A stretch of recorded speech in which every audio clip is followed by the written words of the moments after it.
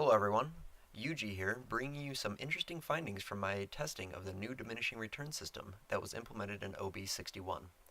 I will be referring to diminishing returns as DR for short. First, let's talk about the changes between the old and new systems for DRs.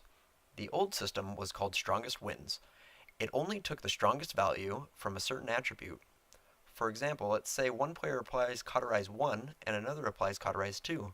Since Cauterize 2 has a higher value of healing reduction, the game would choose to apply the 60% and completely disregard the 30% from Cauterize 1 applied by the first player. The new system now allows additional sources to be added onto the highest source, but at a diminished rate. The devs have provided us with the formulas that were used for these calculations. Using these formulas, I created a calculator to check the diminished rate at which an attribute would apply. It works very simply.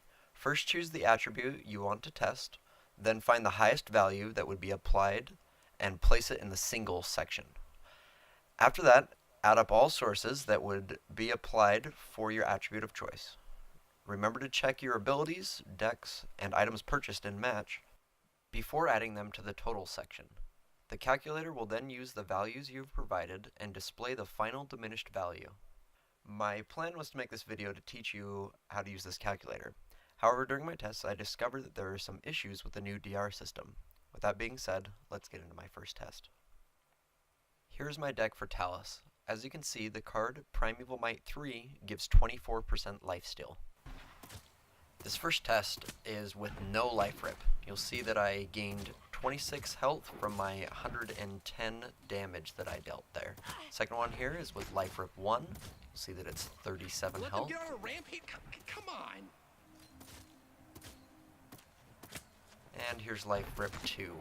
Now it's up to 48. You see that they're moving up pretty evenly, and we'll show you a table here at the end. Here's life rip 3. There's 59 health from one shot. Remember, that was 110 damage.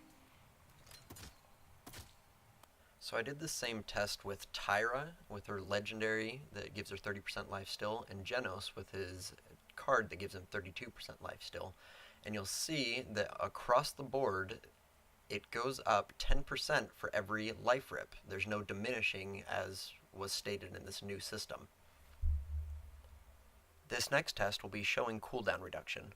I will be using Genos with his card Falling Star 4, which gives him 60% cooldown reduction when he kills an enemy with Void Grip. Each of these clips start at the first frame that shows his Void Grip on cooldown, and they end at the first frame that shows it back off cooldown. Keep in mind that these were shot in 60 frames per second. In between each clip, I am buying the next level of Chronos, just like the last test with Life Rip. You'll see that each level of Chronos reduces the cooldown of Void Grip. However, it doesn't seem to be quite as drastic as the Life Rip test. I compiled the frame count from each clip to give us the actual cooldown reduction of each level of Chronos. Unlike my Life Rip test, the cooldown reduction did not increase 10% for each level of Chronos. I then ran the numbers through my calculator with the developer's formula. I found that the formula values did not match up with the actual results either. This leads me to one of a few conclusions. Either the DR change did not make its way into the shooting range, and I just wasted a few hours of my life, or the formulas the devs provided are not the actual calculations live in the game right now, and they decided to leave Life Rip out of the DR formula. I will keep doing my best to get this video to Hirez Devs, and we'll keep you guys updated on any changes they make. I hope this provided you guys with some insight. Until next time, remember to stay positive, communicate, and always, always give it your all.